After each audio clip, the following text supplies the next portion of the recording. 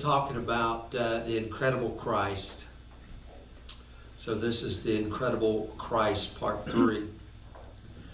And talked last week about the scribes and the Pharisees and the Sadducees and how Jesus came to make war on religion. You know, we were taught gentle Jesus, meek and mild, but began his ministry with a whip. I'm going to start in Matthew chapter 9 and read you about 8 verses here. And he entered into a ship and passed over and came into his own city. Behold, they brought to him a man sick of the palsy, lying on a bed, and Jesus, seeing their faith, said unto the sick of the palsy, Son, be of good cheer, thy sins be forgiven thee. Behold, certain of the scribes said within themselves. You remember? Here we go. The scribes. You remember who they were? These were the ordained rabbis. The scribes were coming up from the Pharisees. Here they are, the scribes, the ordained minister of the day, says, this man blasphemed. They're talking about Jesus. They're saying Jesus is blaspheming. And Jesus, knowing their thoughts, says, Wherefore think ye evil in your hearts? For whether is easier to say, Thy sins be forgiven thee, or to say, Arise and walk? But that you may know that the Son of Man hath power on earth to forgive sins. Then saith he to the sick of the palsy, Arise, take up thy bed, and go into thine house. And he rose and departed to his house. But when the multitude saw it, they marveled, glorified God, which had given such power unto men. Marveled that God had given such power unto men. Thought it was an amazing thing. But I want to look at verse 5. Whether is easier? Which is easier to say? Your sins be forgiven, or rise and walk? You put those two together, they're the same. I know you know that, but we're going to look at it in depth. They're the same.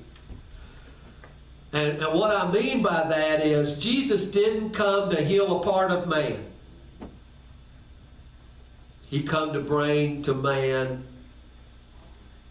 total healing.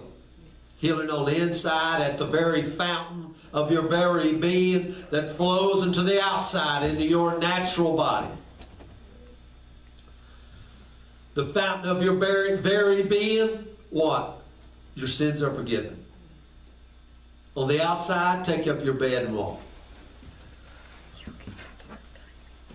All that the fall brought in, Jesus came to make war on. And I want to show you some things today, guys, because we've been taught. Believe it or not, we've been taught wrong. We think in the Greek mannerisms. The Greeks were philosophies. The Greeks were mathematicians. So they thought in exact science. Okay? Very scientific. Hebrews were poets. Okay? You know, David wrote songs. You know, David said his heart pants like a deer on a hill. You know, he's giving you a picture. The Greeks wouldn't talk that way.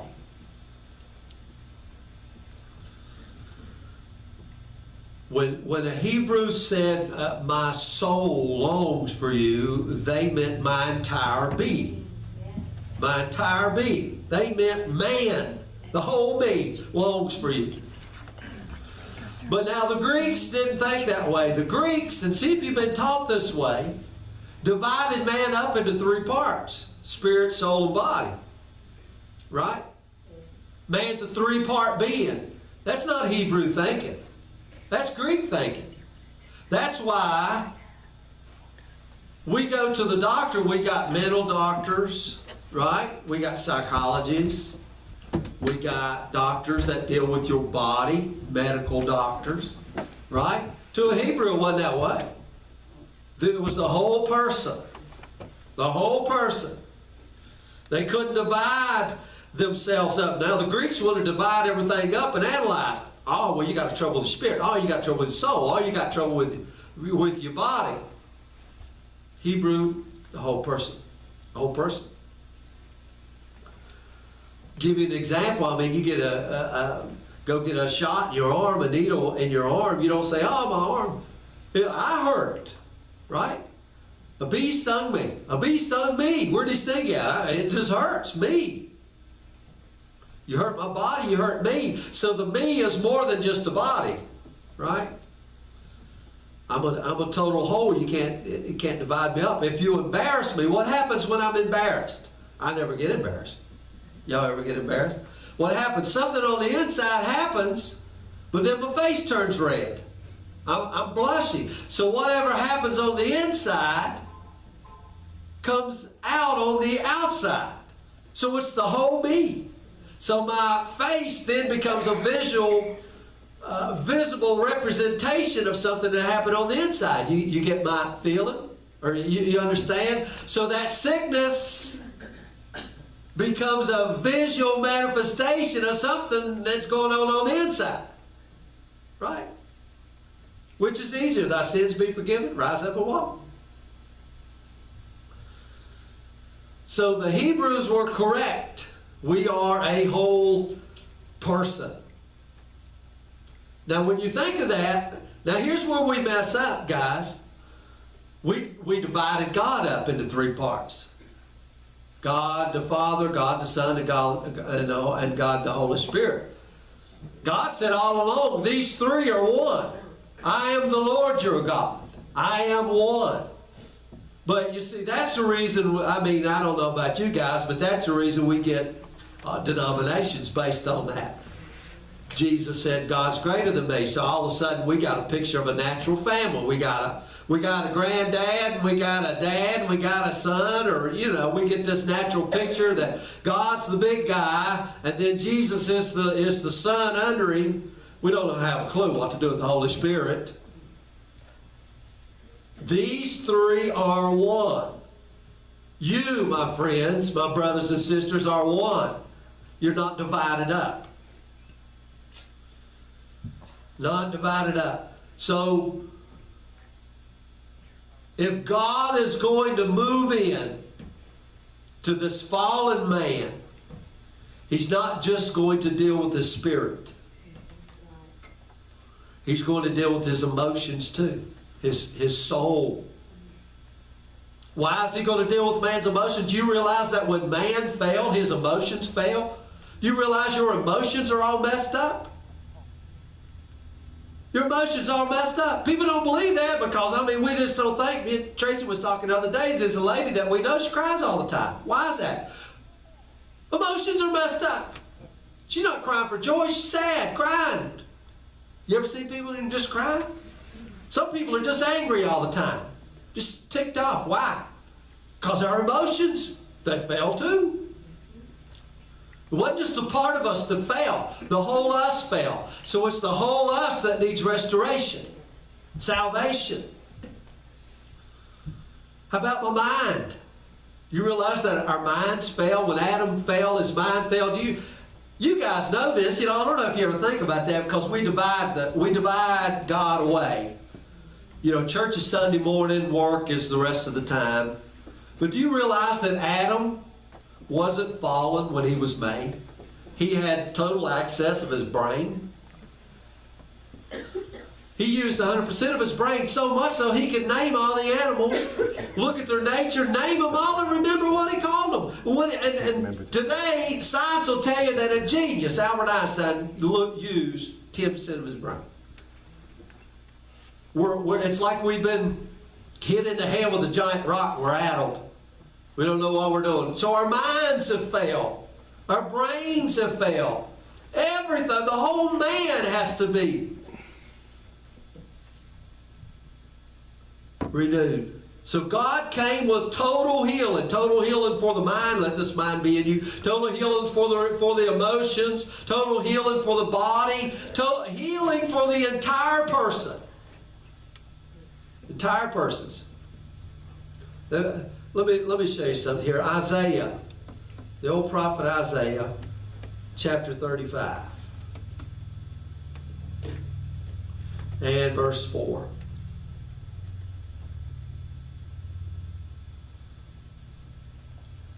Now Isaiah, a Hebrew prophet, listen to what he said here. Verse 4, say to them that are of a fearful heart, be strong, fear not. He's Isaiah, a prophet here. He's prophesying. He's prophesying of the one that David lifted up the sacrifice to. He's prophesying of this one to come, and he's saying, you can say to those of a fearful heart, don't be afraid. Your God will come. Isn't that something? Your God will come. I'll be your God and you'll be my people. Not another God, not a strange God, the God you've been longing for. He will come. Yes. And how's he going to come? With vengeance. I told you he come to make war on everything that the fall had brought in. Thy zeal has eaten up thine house. He come with vengeance. Even God with recompense. He will come and save you. And look at that. And listen, once he brings his salvation, look what he says. Then the eyes of the blind shall be opened. The ears of the deaf will be unstopped. And to a Hebrew, it didn't mean just natural eyes. It meant the eyes of your understanding would be open. It would be the ears, not only natural ears, but the inside ears would be able to now hear the voice of God. As Jesus says, my sheep hear my voice. This prophet is prophesying this.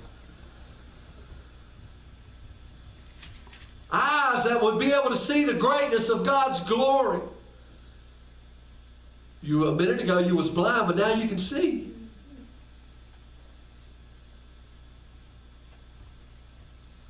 Look what else he says. Verse 6. Then shall the lame man leap as a hart. The lame man. So I've got the blind man seeing, the deaf man hearing, and the guy who's crippled. He's not only walking around, now he's jumping around like a hart, like a deer. Y'all ever seen it? I've seen a deer stand flat-footed and jump over 8-foot fence. Whoop, choo. Now this man who was crippled, I think we started off in Matthew about a crippled guy here, right? They brought him in on a bed. Which is easier, thy sins be forgiven, or take up thy bed and walk? Now this guy's going to leap as a hart, leap as a deer. The tongue of the dumb shall sing. The dumb, the guy who can't even speak, now is going to start singing songs. Listen, there are people who sing songs from the outside, but this song is going to gurgle up from the inside. And it's going to pour out. And a song that's on the inside of him will come up and touch his tongue, and he will start singing. Or as the Old Testament say, he would begin to prophesy. That's what it meant in the Old Testament. Prophecy hasn't changed. What is prophecy? Prophecy is the testimony of Jesus. They would begin to prophesy. They would begin to sing the praises of the Lord. That's what it meant. For in the wilderness shall waters break out, and the streams of the desert. I believe Jesus said, out of your belly shall flow rivers of living water.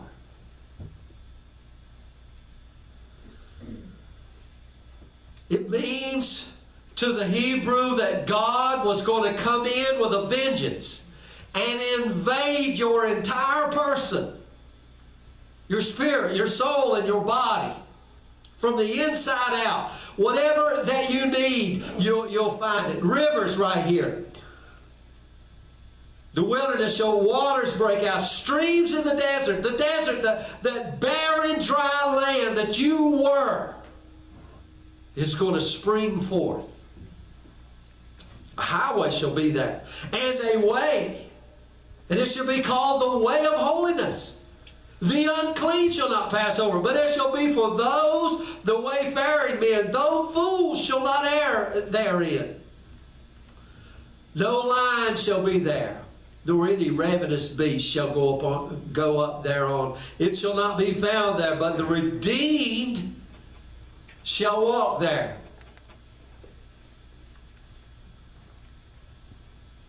It's the whole person. It's not going to church and just sitting there and I'm happy on the inside. You know, I know there was an old comedy show I remember. I'm trying to think of what his name was. Eddie Murphy. He said, "Karate man bleed on the inside." It was making fun. Karate man bleed on the inside. Well, it's like church people. Church people, I'm happy on the inside. I look like a sour grape on the outside, but I'm happy on the inside. Now, this is going to gurgle up out of you. You're not going to be able to put a cork in this. Your entire body language will be in a celebration to God. See, the Hebrews were great celebrators. They were great mourners. They put dust and ashes on their head, ripped their clothes in mourning, and they would jump around and dance and praise. But see, we've been educated. We've been educated. I told you, we've been educated in the Greek fashion. But God didn't come to deal with just a piece of man. He dealt with the whole man. God in Christ invading man's fallenness. What did He invade man's fallenness with? He invaded us with His love. He invaded us with His compassion. He comes to bless us. So, that's a word that we got to look at. Blessing. What is blessing? Probably one of the most misunderstood words in the Bible. We've talked a little bit about it before. What is blessing? Blessing's an umbrella word when you got to pray in public. You don't know what to say, so you just start blessing. Lord bless him, Lord bless him. It's that word that you're taught when you was a little kid. Bless mommy, bless daddy, bless brothers, bless sisters, bless Uncle Joe, bless, you know, right? We don't know what it means, but it's the cover word, right? Blessing is a very powerful word. And it would behoove us to know what we're saying when we say blessing. If you understand what you're saying, then it is the only word you need.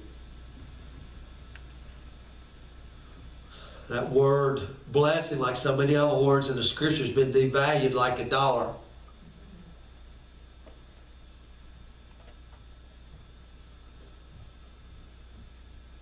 But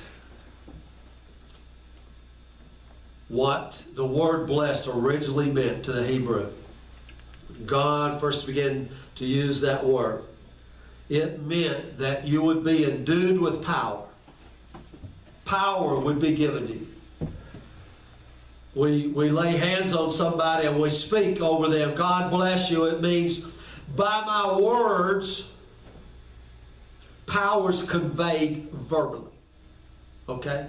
Power is transferred from one to the other through the words. And it's not just power, it's power now. Power's been given to you to be separated to God. Power that will move you away from this present evil age.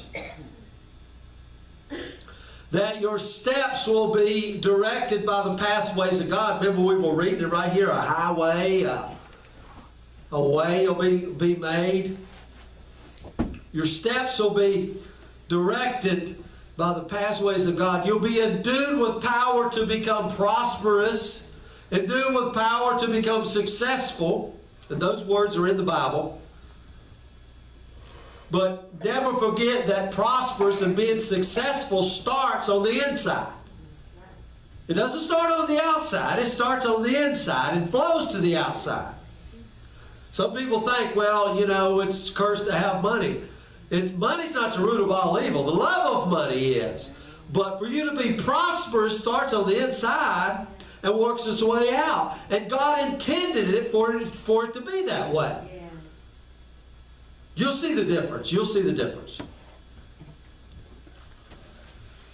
So in the blessing you would be endued with long life. Do you realize that now? Adam and those guys, they lived 900 some years old. Noah and those guys lived to be 120, and God said he would make their age 120. Under the curse, God said your age would be 70 years. Under the curse. Under the law. Psalm number 90. Under the law. Under the curse, God says you'll live to your 70.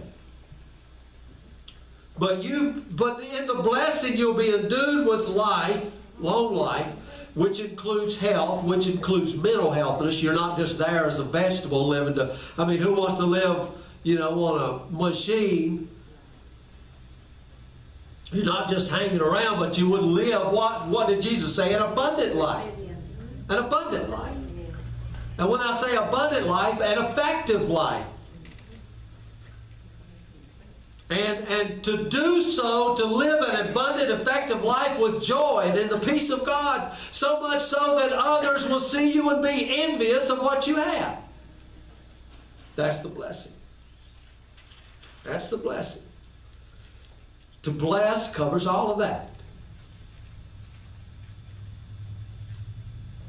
So in Genesis, God takes this man that He's made, Adam.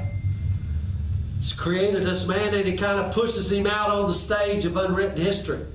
Right? History hadn't been wrote yet. Adam, go out there. Let's start this adventure. As God pushes him out there, what does He do? He blesses Adam. And God blessed them. So before the fall, this was God's blueprint, wasn't it? God's blueprint of creation was to make a man and bless him, and endue him with power. Power to be successful. Power to be alert. Power to be effective. Power to be prosperous. Power to live a long life. An abundant life. It's God's blueprint. And this man would go out whose life is now lived unto God. Remember, he was separated. Blessed, it has in it, separated to live unto God. Now everything this man touches will be blessed. Everything he touches will prosper and be successful. He shall know total health. There was no death in the garden. This was God's original plan. This was normal. Do you realize that? This was a normal state of being. Normalcy was everything you touch will be prosperous and successful. You'll be alive. You'll be alert. You'll be in health. You'll have joy, a peace that passes understanding. This is normal. Today, if anybody has this stuff, if somebody gets to be 100 years old, we got to put it on Facebook. We got to have them on the news because it's not ordinary. What's ordinary is death. Right? Death reigns is what Paul said. Now death reigns. Which would be more odd for you to hear? A man living to be 120 years old, or a kid killed in a car wreck? It's just common for somebody to be killed in a car wreck, right? You hear it so much. But now a guy living to be 120 now, oh man, what'd you do? Did you take vitamins? You go to the doctor? Did you work out? What happened? Right? Because it's all. So now death is normal, not life.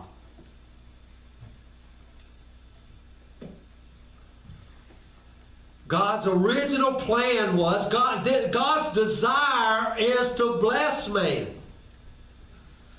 When man fell, because of sin, he enters into the reverse of bless. The reverse. He's in other words, he's born again backwards. Man was in light, now he's in darkness. Man was in life, now he's in death. He walks in death. Now death reigns. Now he's what we call cursed. Curse, say it this way, keep this in your mind. Curse is a prayer downward. Bless, remember, bless had in it to lift up, to live towards God. So curse is a prayer downward, a drawing, a power pulling downward. When you bless a person, you're enduing them with the power to be lifted. Remember, go into a house and bless the house. You're putting a power there to be lifted. When a person is cursed, it's a terrible, hideous power to be the reverse of blessed. Listen, it's a terrible power that forever bends a person away from God. It bends you away from God. It is so much so that a person now chooses darkness rather than light. The man loves darkness. Now, you think that's crazy. I wonder sometimes.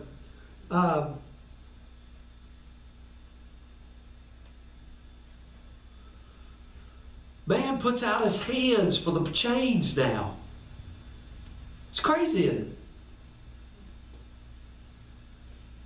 I mean, do you ever wonder why? I mean, we think it's silly, but here's why. Do you wonder why a wife stays with a husband that beats him?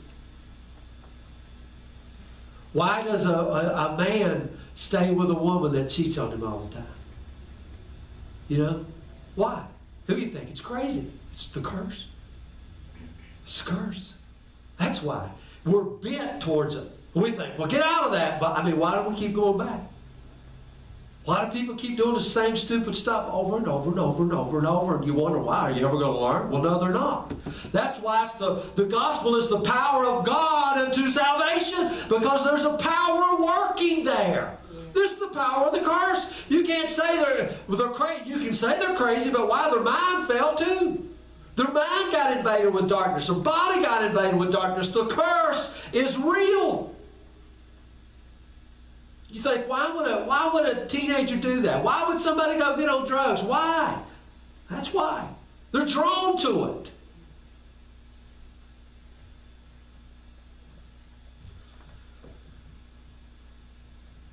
You ever notice why some bugs live under the bottom of a rock? Why mice love the dark?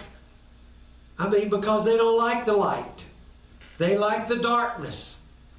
Men love the darkness. Look here. I mean, you think I'm crazy right here. In John 3, verse 17, for God sent not his Son into the world to condemn the world, but the world through him might be saved. Do you know that word condemned is the same word for judge? It's in the Greek, 2919. It's judge. So God sent not his Son into the world to judge the world, but that the world through him might be saved. He come, but just let me say, he that believeth on him is not condemned. That's the same word, judged. Same word, you can go look it up. It's 2919 in the Strong's. So he that believeth on him is not judged. I thought everybody got judged. But he that believeth not is judged already. Well, I thought we had to wait on another judge. He that believeth not is already judged, because he hath not believed in the name of the only begotten Son of God. So in other words, we think this is neutral ground. It's not neutral ground. Adam put us under the curse. Adam brought us right into the dominion of hell. Hell on earth. Where the little God rules and reigns. The God of this world has blinded their minds. So in other words, we need a deliverance out of that. Right? So what he's saying here is Jesus didn't come to say hell or heaven. He come to say you guys are already under the curse. You've already been put into this judgment. When Adam ate of that tree of the knowledge of good and evil, you guys were judged and put right in death right at that moment. Boom, that's the way it was. You were cursed. And look what he says. And this is the condemnation. This is the judgment right here, verse 19. Light is coming to the world.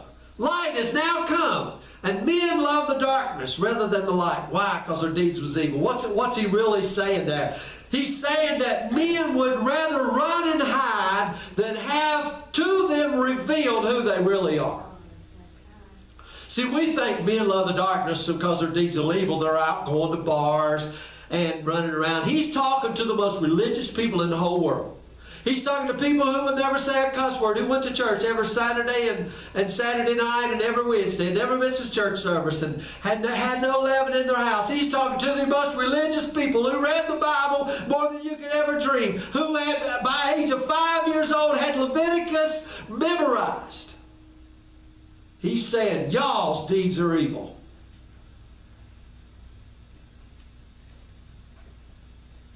They would rather not have exposed who they really are. And who was man? Fallen man. Every bit of him messed up. His brain messed up. His emotions messed up. His body messed up. And he says, I am whole. And Jesus says, well, I guess you don't need me. Because I come to bring healing to the sick. The whole don't need a physician. If you're whole, nothing I can do for you. If you say you see, your sin remains. I'm coming, and you see, this is the judgment, that he don't believe on me. Everyone that doeth evil hates the light, neither cometh to the light, lest his deeds should be reproved. You realize that this curse, now that Adam was blessed, right? And now he's walking in the curse. And now the curse is going about to defeat him in every aspect of life. The curse is there to defeat him. In everything. Everything. Even the ground now is his enemy. The ground wasn't his enemy before. Now just cabbages grew. Now just things, tomatoes, just grapes. It ain't that way now, is it? You know, I grew up on a farm. We had a garden. And you know what? Every year we had to plant that thing. If we didn't plant it, weeds grew. It was against us. I had to go work it, plow it, tiller, pull weeds. It was against us, fighting everything. I take a potato and put it in the ground. Now I got to fight with the ground to get that thing to grow. You realize that? I come out here last year and sprayed this thing off, killed all them things. You know the only thing growing out here now? Thistles. I got to go dig every one of them up. It's against me. Why is that? The curse. Everything is against us. Brings about thistles. Now if I want to get something to grow, how am I going to do it? By the sweat of my brow. Everything I do now has got to be done by sweat. Right? It's a curse. Once Adam was prosperous. Now he's got to work. Now Adam over here, he's prosperous. Now what's the norm? Poverty. It's just normal to be. Now we get the elite, right? Now it's Forbes, the richest, right? The most rich, and we read about them, and we go through the supermarket and we look, and there are pictures on magazines, and we envy them, and we think, man, they're super rich, they're super wealthy, because it's not normal. Do you realize normal is for everyone to be super wealthy, prosperous, successful? That's normal. But we don't even, listen, now you're looking at me like I'm stupid because you ain't believing the word I'm telling you. I'm telling you guys. I'm telling you. That is part of the blessing. The blessing that we lost because of sin.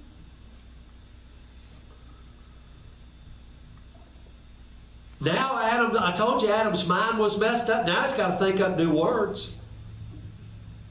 You think Adam knew what death was? There wasn't even a word for death. Now he's got to come up with another word. Now he's got to come up with a word for murder, right? There was no murder. Murder, what's that? Now he's got to come up with a word.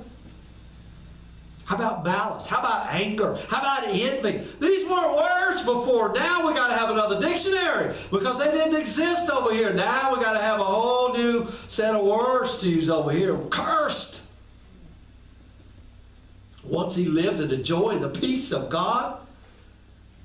Now he's got to come up with words to describe the very power that's causing his emotions to turn and work against him.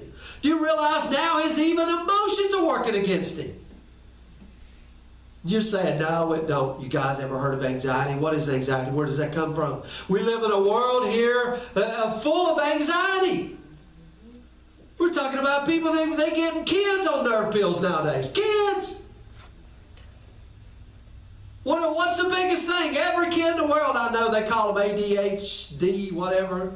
You know what that is to me? Hogwash. You know what that kid needs? He needs to go outside and run around. And I guarantee you by the end of the day, he will be tired. But now, all of that youthful energy is going, beep, boop, boop, doo, doo, doo, doo, doo, doo. If the boy went outside and got to run around and run and jump and play, and they say, well, the kid can't pay attention. Listen, I'm 52 years old and I still can't pay attention.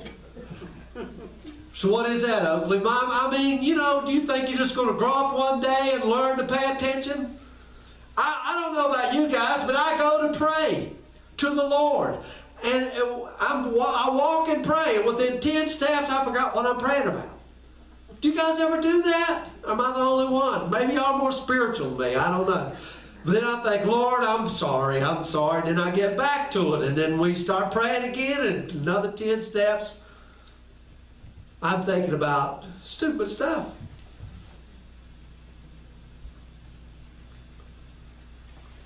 You know, when a baby is born, you guys ever watch that Mission Impossible? This message will self-destruct in 5 seconds. When a baby is born, it's like it's got a tag on it. This person will self-destruct within 100 years. Wasn't that way in the beginning? Every one of us, we self-destruct because everything in us, our mind, our emotions, everything is working against us to bring about death. That emotions is working so much in me that it brings about disease in my body.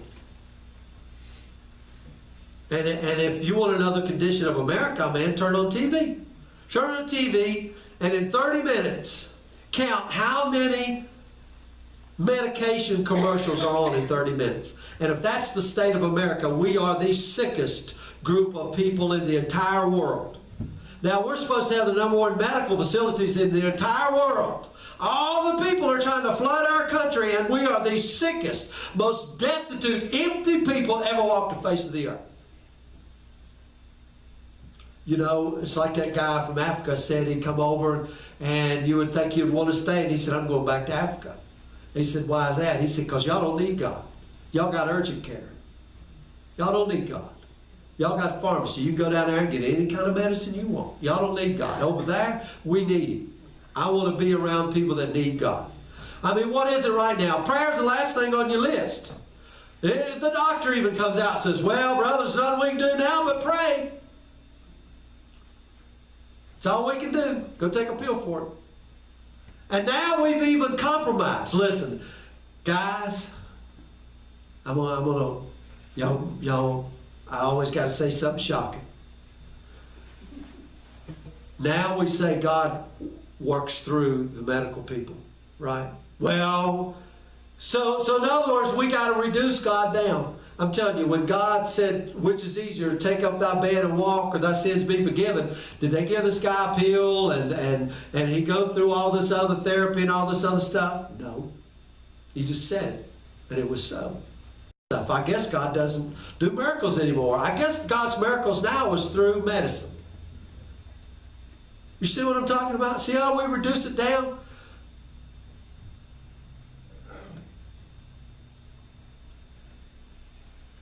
We just take all the power, all the goodness away from God. I'm telling you, I mean, you should read some of them old texts of John G. Lake and Smith Wigglesworth and see where their faith was. Their faith was entire in God. Now our faith is entirely that God will use a pill to help me. Their faith wasn't through a mediator. Their faith was in the Lord. That's where they were, guys. And, you know, we're not there.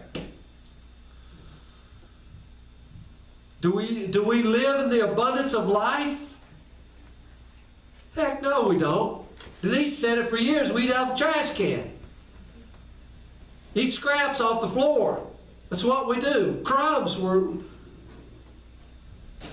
How about effective? Are we effective? Most people die saying that their life was meaningless. Most people die saying that. They didn't affect anything. They didn't do nothing. Could have achieved so much more. What about joy? Come on. How many people do you know walk in joy? Walk in a peace that passes understanding. How many do you know? How about you? Do you? Is it there? Is it available? Has it been given to us? Yes. But it's normal for us to worry. We think the more you worry, the more you love. See how the curse is working everything against us? It's working everything against man. And where did it come in? It came in with sin. What was that sin? Disobedience to God. Man put himself in the hands of Satan. Man born again backwards. So you get a little idea of what's going on here. So God now is going to work through a man to bring about the reverse of that. And how's he going to do it? But guys, the Bible is about a covenant. It's a covenant document. So he begins to tell us that he's going to bring about through a guy named Abraham. Well, what's he tell Abraham? Abraham, through your seed, I'm going to bring one through your seed, that in him all nations will be what? Blessed. You with me? All nations are going to be blessed through your seed. Man shall be, and this time Abraham, man will be born again forward, taken out of the curse, out of the downward power, and lifted by God's uplifting, drawing power. What is God's uplifting, drawing power? It's His resurrection power. Be lifted out of death into life, out of darkness into light, out of the kingdom of darkness into the kingdom wherein dwells righteousness. That's God's purpose. So here we go. I'm going to take you on this journey here. Y'all stay with me. Here we got Mount Sinai. We got 3 million people at Mount Sinai. Y'all know Mount Sinai. God meets Moses at Mount Sinai. Giving of the law, the tabernacle, this whole thing. What in effect is happening here is God is chartering a nation. Before they were just a family. They were called the sons of Jacob or the sons of Israel. They just were a 3 million member family. And now God is setting them up as a nation. And that nation ended in the Babylonian captivity. Okay? They was remnants, was all that was left. They were the only nation that were chartered by God. All the other nations rose up out of the earth. What is the earth? Cursed. So every nation that rose up out of the earth, what? Cursed. Every one. Still yet. But God willed to say something through this nation that He chartered through Israel. And He willed to say this to everybody else. They were chosen so that all the other nations could know what God is doing. And when He chartered them, He entered into covenant. He entered into covenant with them. And guys, you remember covenant. We studied covenant. Covenant. And in covenant, there were certain blessings involved. Certain blessings attached. Remember, they would cut the wrist and hold the wrist together. And in that blood running down their arm, they were swearing that I will bless you. If it costs me my life, I will bless you. I'm in covenant with you, even if it kills me. And if you break the covenant, this is what will happen if you break the covenant. These curses will come upon you. God, all the way back here in Abraham, He enters into covenant with Abraham before that. It says, even if it kills me, I'll bring about a seed which will bless all nations. And it was, just jumping forward, it was God in Christ carrying out this covenant because it did kill him. It did kill him to do what? Bring about the blessing. So God is in covenant with Israel. And we know in Deuteronomy it gives us the blessing and the curses. Deuteronomy is a legal document between God and Israel. God says, I am the, you know this verse, I am the Lord God that healeth thee. In the original text it is, I am the Lord God, your health. That's what he says. I am your health.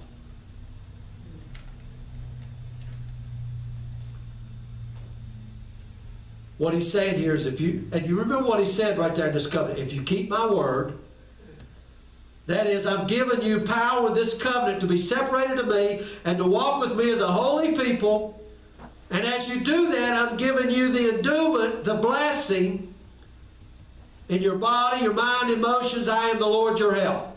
You'll walk in total wholeness. Do you know none of those in the wilderness, there was no sick among them? He says, I'll take away sickness from the midst of you. See, why did he say that? They had a weird medicine system. You know where they got their weird medicine? Sometimes if they were sick, the doctor would tell them to eat frogs for this sort of thing. Or, I heard a guy the other day say, put pea in your ear. You ever heard that? Got an ear infection, put pea in your ear. Where did all these crazy, stupid things come from? We learned medicine from the Egyptians.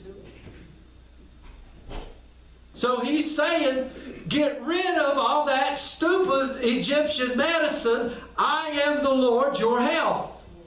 You with me? I am the Lord your health.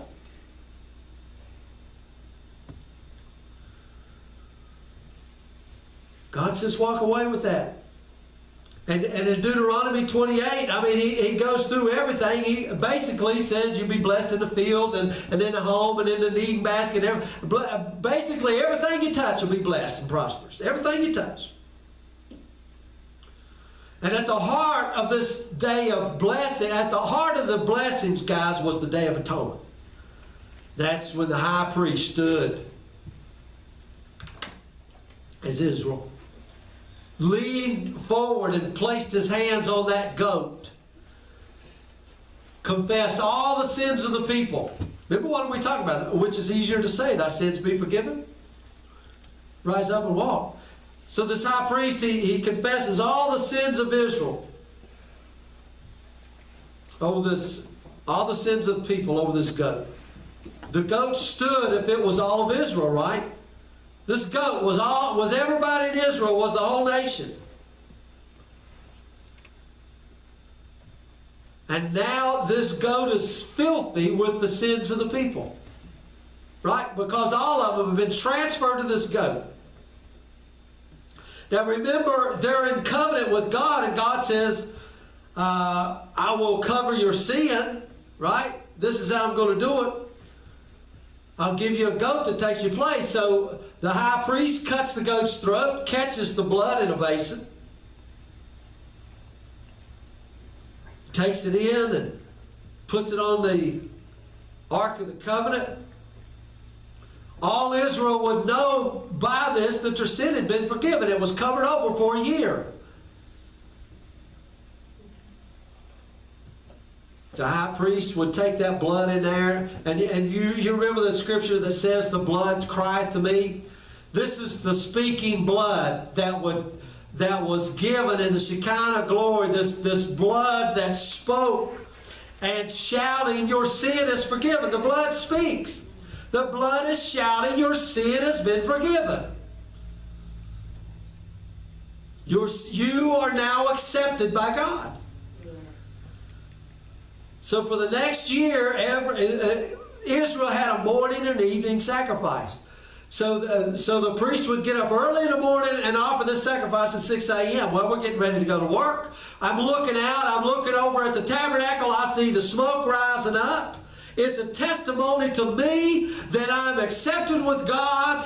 My sins are forgiven. I can go to work in joy and peace of the Lord. I look at that smoke rising up and I say, thank God I've been forgiven. Every evening I've had a rough day. I'm on my way home. At 3 o'clock, I'm looking over at that temple. I see the smoke rising up again. Wow, yeah, I forgot all about it. But guess what? My sins has been forgiven me. I'm accepted with God. There it is. A witness in the morning, a witness in the evening. 2 witnesses. Sins are forgiven. But guess what? Just like the church today, Israel didn't understand it. Had no idea what was going on. Who cares? Life is terrible. They could recite Leviticus, but they didn't have a clue about the blessing. Didn't know what was going on. Didn't know they were accepted of God. Just thought God was some big old mean guy ready to bust you up. You remember Goliath? I know I'm just talking covenant here. Remember Goliath? The Philistine champion, and he comes down and he challenges Israel. It was a clash. It was a religious war is what it was, because the Philistines worshiped Dagon. Dagon was their fish god, and he's coming out to challenge your God, the God of Israel that we can't even see. You guys got an invisible God. Now we're going to come down here and let's just let the champions battle it out. No need for y'all to get involved, because you send out your God, Goliath's ours. Let the winner be declared. Did they know what was going on? No, they cowered for 6 weeks. So much that Goliath would walk over every day and stand over top of them. They're down in the trenches and stand over top of them and say, do you guys got anybody that will come out and fight me? Anybody? And they're down there just scared to death. 6 weeks. So what does that mean? None of Israel understood the blessing. What was the blessing? Deuteronomy, the covenant blessing. Go tell my people if they're about to go to war, go tell my people that God goes to war for you. And you remember in that covenant blessing, anybody build a house? We'll go home. Anybody plant a vineyard? Go home. Enjoy it. Anybody just get married? Go home and enjoy your wife. What was number 4? Anybody scared? If y'all are scared, go home. All I need is one man. All I need is one man. David was that man. David understood the covenant blessing. That's the reason David come out and says, who is this uncircumcised, out of the covenant guy that's out here mocking the God of Israel, who was in covenant with us? I understand the covenant blessing. And he drew from that covenant blessing. Goliath was destroyed. How about Jehoshaphat? Jehoshaphat looks on this great mighty army that's coming down, and he says, our eyes are on you, Lord. And he goes out into battle singing, thy loving kindness, the mercy endures forever. What are those? Those are covenant words. He goes out singing the song of the covenant out in the battle. How about Elijah? Elijah understood the blessing. That's why he could do what he did. He understood we're a blessed people. But what kept Israel from the blessing? What kept them from the blessing? Sin. God was in covenant. God said, if you do this, then you will get this. Guys, this is the blessing and the curses of the law.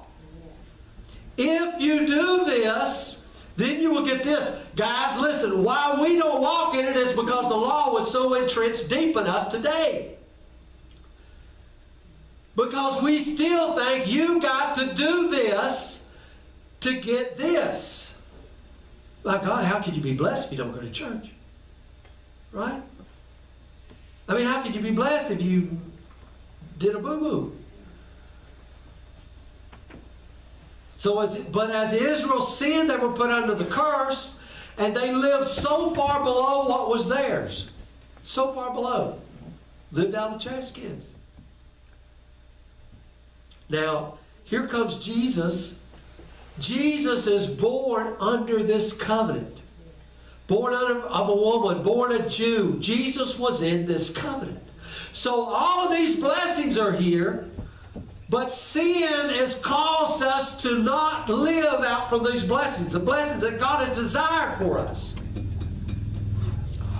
See, the new covenant didn't begin until the resurrection. So from Mount Sinai to the resurrection was Old Covenant. So here's Jesus in this covenant, and Jesus is tried. Jesus is tested righteousness, right? He's without sin. Tempted in all points, yet he's without sin. Jesus perfectly keeps the law of God. Now we think, just like the Pharisees, they thought keeping the law was, I didn't commit adultery. I did not. We think keeping the law was not. Jesus kept the law, meaning he fulfilled the law, meaning he fully loved his Father with all of his heart. He fully loved his neighbor with all of his heart. So he fulfills the law. And Jesus knows how greatly that his Father wants to bless, the Father desires to press that blessing in upon the human race. So I have a human being here who has the right to call upon every covenant blessing because he is without sin. Every miracle that Jesus did, guys, it wasn't he was working to prove he was God. He wasn't just going around saying, I think I'll do a miracle today. He was simply taking hold of the covenant blessing and bringing it into substance. That's all he was doing. He didn't do miracles because his Father had made a commitment to bless. Do you understand it? God had made a commitment to bless.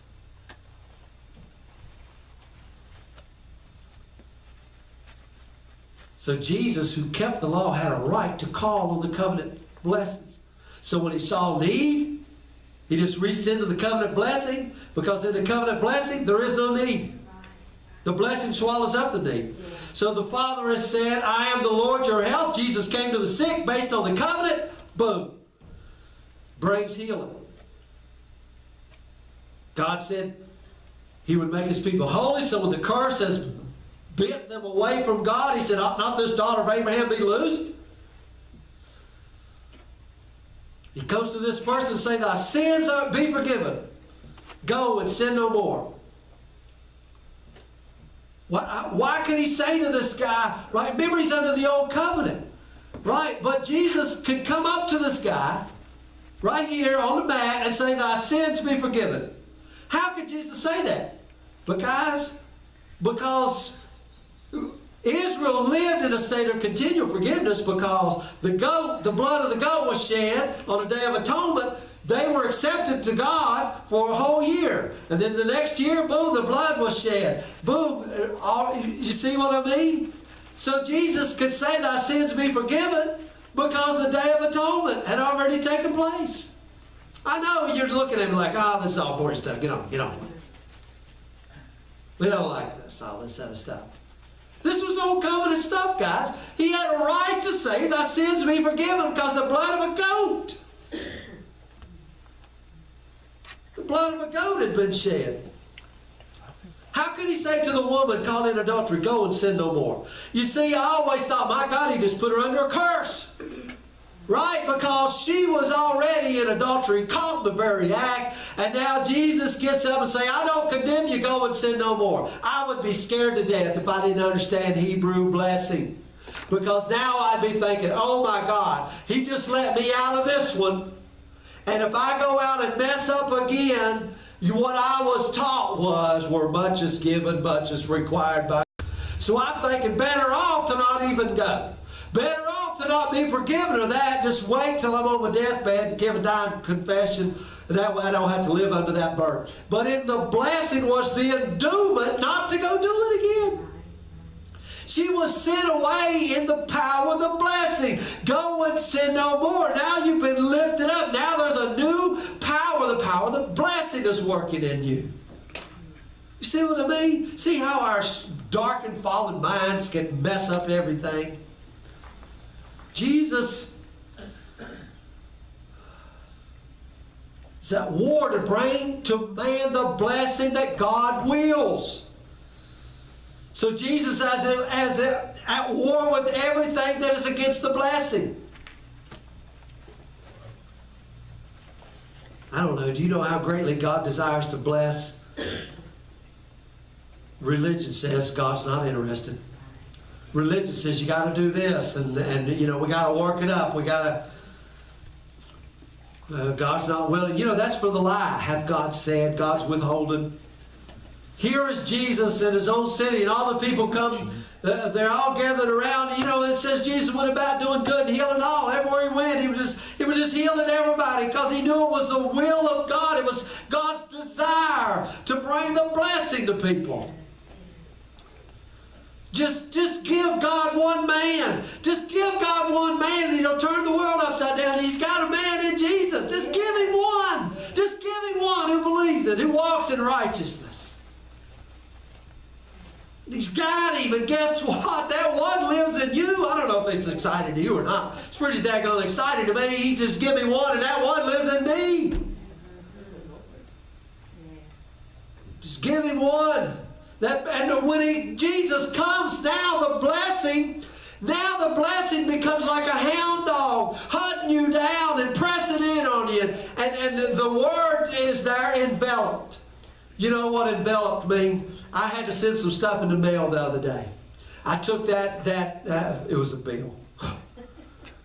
I put that bill in that envelope and closed it up, and that bill was completely enveloped. Do you realize you have been completely enveloped, closed up? It's above you, it's below you, it's all around you. You go forward, you go backwards. Everywhere you've been enveloped by the blessing. This was God's desire from the get-go to bless you. And he's in covenant to do that, to show you. He swore by himself because he could swear by no higher. We need to get a hold of this. The blessing will hunt you down. God is on your side. He desires to wipe out every remembrance of the fall. You remember in Matthew when Jesus began to preach, he said the people that sat in darkness saw great light. And he also says the people that sat in the region of the shadow of death, a great light has come. Where were they sitting? In the region of the shadow of death. He enveloped them. They began to sing a new song and leap with new joy in their heart.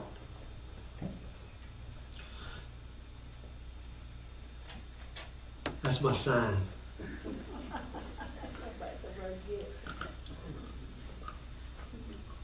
Remember Jesus, right? He scandalized religion. I think everything he did was to tick people off. I mean, of all people, why pick Matthew? Stinking tax collector. He was an Israelite traitor. So he was double hated. Jesus picked him. Matthew, follow me. And when Matthew, who was this traitor tax collector, saw this man who radiated holiness call me a man, not a dog, not spit when you said my name, closed up shop. Guys, I'm going home. Began to follow. How about Zacchaeus? Another. He was rich. Zacchaeus, you know what I'm going to do today? I'm going to come and eat at your house. Man, these Pharisees, if you knew what manner of man this guy was, he would not be there with him. Why did he do that? Listen, and I'm going to bring this to a close. You remember when Jesus was tempted to jump off the temple? Jesus jumped off the temple. You know that if you do, the angels would bear you up. In other words, temptation was, you'll have the favor of the people. Just do this and all the people will love you. So everywhere Jesus went, he was living out this temptation. Oh, don't pick Matthew. You pick Matthew, they'll go against you. Do this and you'll get the favor of the people. Don't go to Zacchaeus' house. Don't forgive that woman. If you do this, you get the favor of all the people. Wasn't what he did, was it? He hung out with the wrong kind of people. So much, remember Nicodemus? Nicodemus came to him by night. What did he say? Nicodemus, you need to be born again. Where was he quoting this be born again from? I didn't see this until last night. I mean, Jesus is always quoting stuff out of the Old Testament. Let me tell you where he goes. He's going to Ezekiel 37. What do you mean Ezekiel 37? Nicodemus, you need to be born again. What was Ezekiel 37? Ezekiel, look out there in that field. Them bones are dry. They're very dry. In other words, these people didn't just die yesterday. They've been dead a long, long, long time. They've been so dead that their bones are even separated now. We got a pile of bones over here and a pile of bones over here and a rib bone over there and a head bone over here. The bones are even. And what did he say, Nicodemus? Or what does he say? Ezekiel, can they live? I'm not going to answer that, God. You know.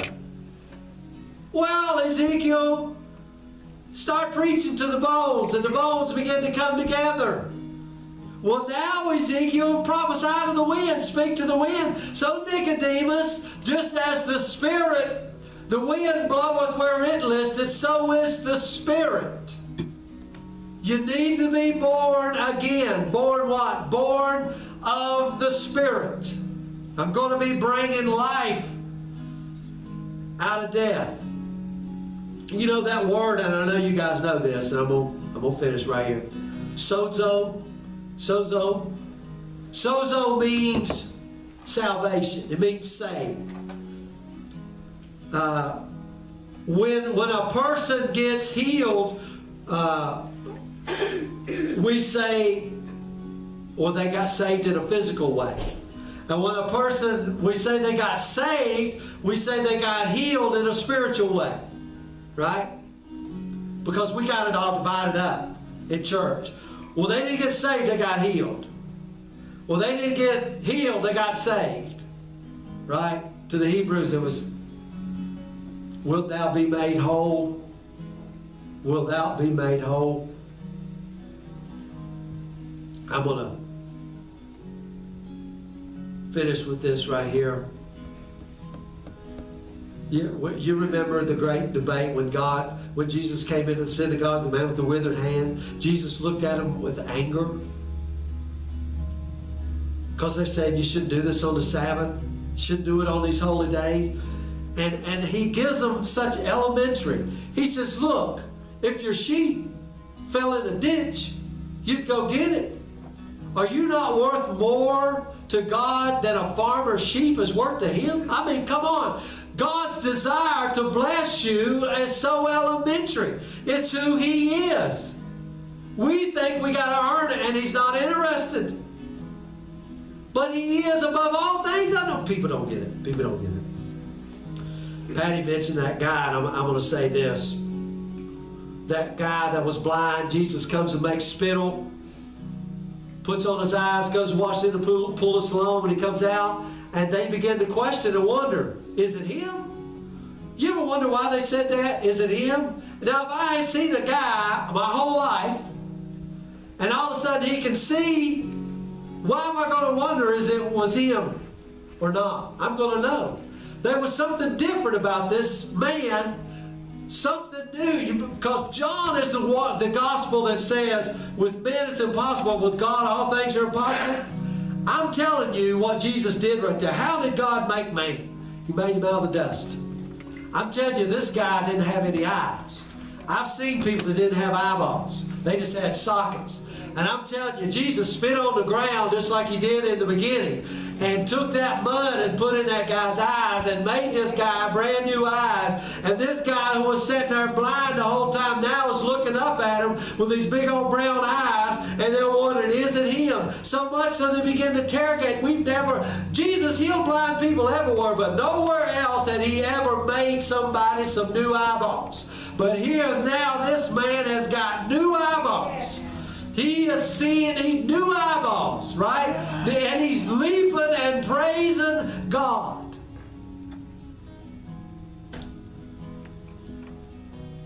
Listen.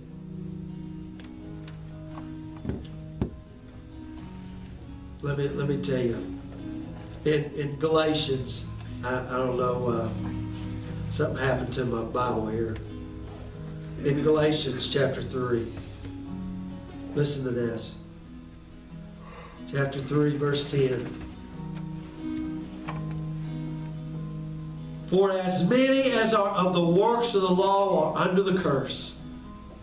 For it is written, cursed is every one that continueth not in all things which are written in the book of the law to do them.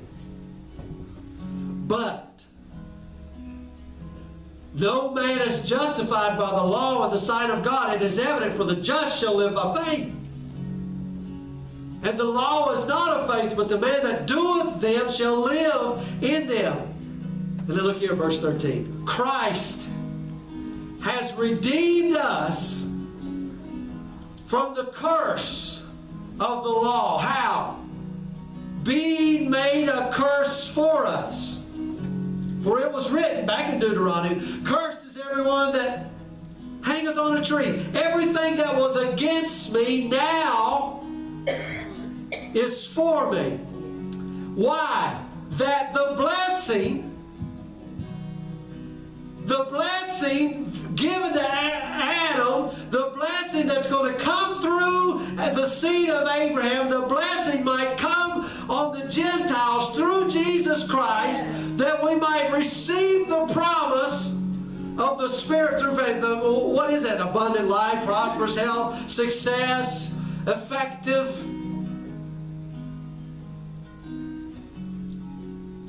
I don't know, guys. Are y'all with me getting this?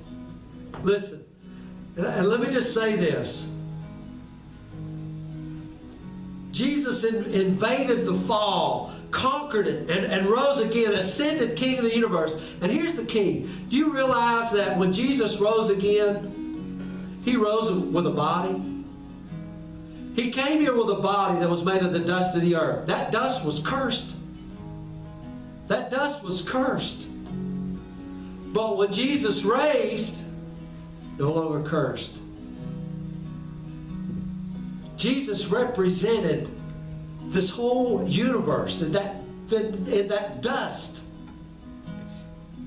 And now we await the consummation of the kingdom in the return of Jesus.